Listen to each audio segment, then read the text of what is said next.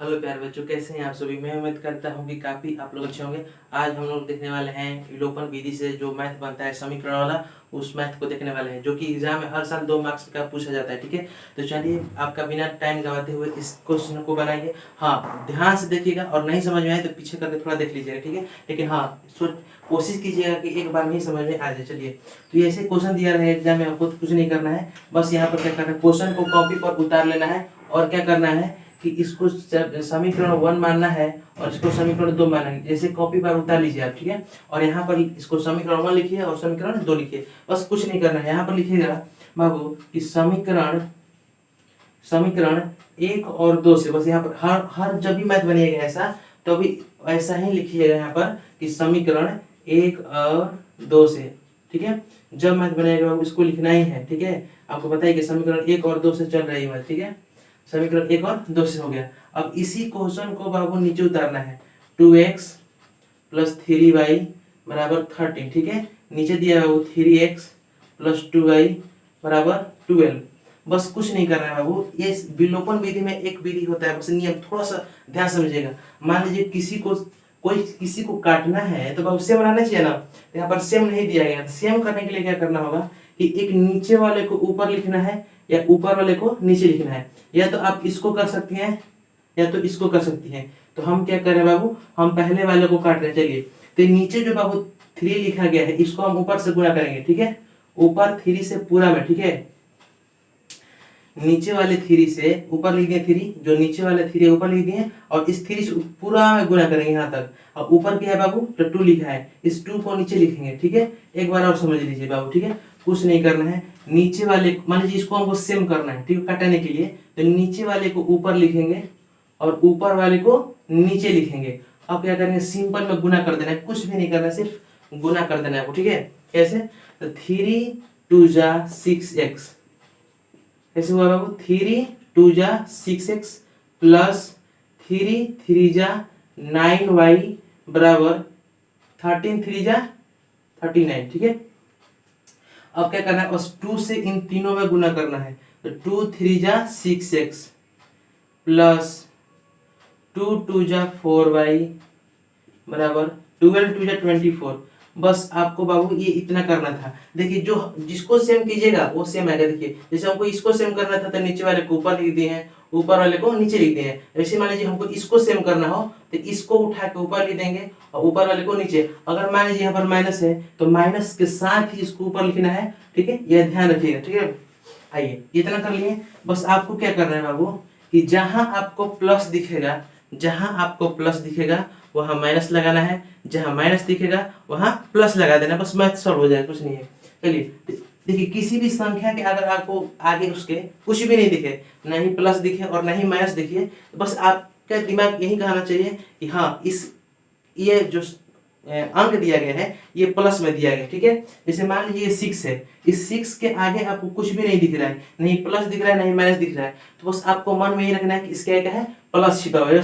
ठीक है, क्या है बाबू, प्लस छिपा हुआ है, तो प्लस छिपा हुआ है यहाँ पर, तो क्या लिख देंगे, माइनस लगा देंगे। ठीक है, इसके आगे क्या दिया है बाबू, तो 4 दिया है, सॉरी प्लस दिया है, 4 का आगे दिया है प्लस दिया है, तो प्लस क्या लिखेंगे बाबू, माइनस लगा देंगे। ठीक है, इस 24 के आगे कुछ नहीं है, नहीं प्लस है और नहीं माइनस है, तो क्या लिख देंगे, तो प्लस है तो प्लस, तो क्या लिख देंगे बाबू, माइनस लगा देंगे। ठीक है, और ये क्या हो जाएगा, मेरा कट जाएगा। क्यों कट जाएगा, क्योंकि ऊपर वाला है प्लस में, नीचे वाला है माइनस में, और प्लस माइनस मिलकर क्या होता है बाबू, तो माइनस होता है। प्लस माइनस क्या होता है, माइनस होता है। तो 6 में से 6 गया 0, यानी कि 0 लिखने से बेहतर है उसको काट दो, खत्म, बस कुछ नहीं करना। अब इस पर आओ, प्लस की जगह पर माइनस लिख देने पर इसका वैल्यू खत्म हो जाता है। अब इसको आपको भूल जाना है, यहाँ पर सिर्फ प्लस नहीं है, अब क्या हो गया, माइनस हो गया, चेंज होता है चिन्ह। ठीक है, याद रखिएगा, तो ऊपर वाला प्लस है नीचे माइनस है। ठीक है, आपको नहीं करना है, इसको जैसे था वैसे लिख देना है।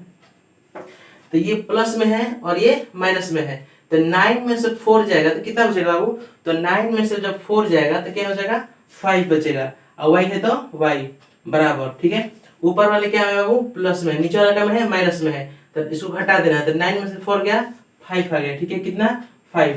अब 3 में से 2 गया बाबू तो 1 आ गया। ठीक है, अब देखिए ये जो 5 है y है, तो ये गुना में है, इधर जाएगा तो क्या होगा बाबू, भागा में होगा, तो y बराबर 15/5 हो जाएगा। ठीक है, तो 5 के टेबल में 15 कितना मरते हैं बाबू, तो 3 मरते हैं, तो बस यहाँ पर काट कर लिख देंगे 3 मंथ में। y का मान क्या आ गया बाबू मेरा 3, ये y का मान क्या आ गया बाबू 3। बस यहाँ पर आपको क्या करना है, y का मान 3 आ गया। अब थोड़ा सा दिमाग लगाना है आपको, क्या करना है बता रहे हैं। चलिए y का मान 3 आया ना, अब इस y के मान को या समीकरण 1 में रखिए या तो 2 में रखिए। 1 में भी रख सकती हैं और 2 में भी आप रख सकते हैं। अगर आप दोनों में रखते हैं, मतलब कि या तो समीकरण 1 में रखते हैं या तो समीकरण 2 में रखते हैं, तो दोनों ही ऐसे रखते हैं तो आंसर समान ही आएगा। जैसे कि मान लीजिए हम किसी को उठा लीजिए, किसी में रख सकते हैं, आपको कोई दिक्कत नहीं होगा। मान लीजिए आप 1 में भी रख सकते हैं, 2 में भी रख सकते हैं, कोई दिक्कत नहीं है, आपके मन के ऊपर है। तो चलिए हम समीकरण 2 में रख रहे हैं, यहाँ पर लिखना है, रखने से पहले इसको लिखना होगा कैसे, इस समीकरण किस में रखना है, तो 2 में रखना है। तो समीकरण 2 में किसका मान रखना है बाबू, तो समीकरण 2 में y का मान आया नो, तो समीकरण 2 में y का मान रखने पर, y का मान रखने पर, ठीक है, बहुत बढ़िया। तो समीकरण 2 में, तो 2 समीकरण कौन है बाबू, यही ना है, तो इसको लिख देना है पर 3x प्लस 2y बराबर 12, ठीक है। अब यहाँ पर y का मान कितना है बाबू, तो 3 है, y का मान कितना है 3। और इस लाइन में देखिए कि y कहाँ है, तो यहाँ पर लिखा हुआ है 2y, यहाँ पर लिखा है ना 2y, तो इस y के स्थान पर, इस y के स्थान पर 3 को लिख देंगे। अच्छा 2y क्यों आया होगा पता है आपको, क्योंकि इस 2 से जब हम y से गुना करेंगे तो मेरा क्या आएगा 2y आया होगा, ठीक है। तो हम ये समझ सकते हैं कि यानी कि 2 और y क्या हुआ है, गुना हुआ है, 2 और y क्या है, गुना में है, ठीक है। तो यहाँ पर लिखेंगे कैसे, चलिए बताते हैं आपको। x का तो मान दिया नहीं है, y का मान दिया है, तो चलिए x को x लिख देंगे 3x प्लस 2y, जिसका मान आएगा उसी के मान रखना है। जैसे कि मान लीजिए यहाँ पर x का मान आता है तो x के स्थान पर रखते हैं, लेकिन मेरा आया है y के स्थान, y का मान आया है तो y के स्थान पर रखेंगे। तो 2 है तो 2 यहाँ पर लिखेंगे गुना, y की जगह पर किसको रखना है बाबू 3 को, तो y की जगह पर रख दें 3 को, बराबर क्या हो गया 12, ठीक है। तो 3x बराबर 3 2 जा 6 बराबर क्या, सॉरी यहाँ पर प्लस हो जाएगा, 3 2 जा 6 बराबर क्या है बाबू 12। इसमें x दिया गया, इसमें x नहीं है तो ये प्लस में है, इधर जाएगा तो माइनस हो जाएगा। यहाँ पर क्या होता है कि माइनस और प्लस चेंज होता है, अगर यहाँ पर प्लस दिया है तो इधर जाएगा तो माइनस में हो जाएगा, अगर इधर माइनस में है बराबर कुछ हट जाएगा तो प्लस में हो जाएगा, ठीक है। तो ये बाबू 3x बराबर 12, ये प्लस में 6 है, इधर जाएगा तो माइनस में 6 हो जाएगा। 3x बराबर 12 में से 6 गया बाबू 6 बचेगा, x बराबर 6, जिसमें x और y रहता है, कुछ भी रहता है तो बाटा के नीचे आ जाता है, तो बाटा में 3 आ गया, तो 3 2 जा 6, तो x का मान कितना आ गया बाबू 2, यानी हम लोगों का आंसर बाबू आ गया कितना, x का मान आ गया 2 और y का मान आ गया 3। ऐसे हम लोग एग्जाम में बनाएंगे तो हम लोग 2 नंबर एग्जाम में क्या हो जाएगा बाबू, कंप्लीट हो जाएगा। हमें उम्मीद है कि आप लोग को जरूर समझ में आया होगा, अगर नहीं समझ में आया तो वीडियो को फिर से देखिए, हमें गारंटी है कि आप लोग को समझ में आ जाएगा, ठीक।